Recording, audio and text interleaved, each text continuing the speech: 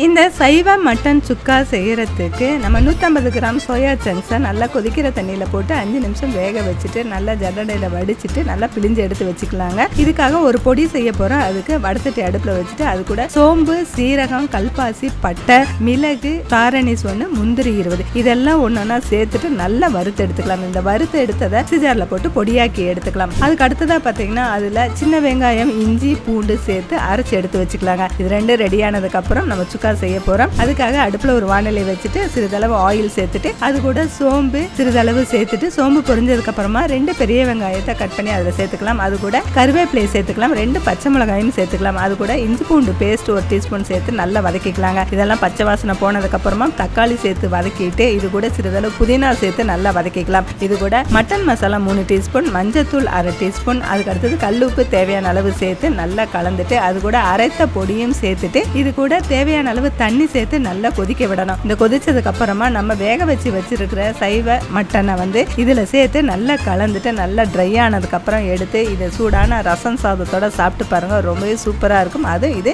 மழைக்காலத்துக்கு ரொம்பவே சூப்பரா இருக்குங்க. இந்த வீடியோ பார்த்துட்டு நீங்களும் வீட்டில் ட்ரை பண்ணி பாருங்க. இந்த வீடியோ பிடிச்சிருந்தா லைக் பண்ணுங்க, பிடித்தம்லாம் ஃபாலோ பண்ணுங்க.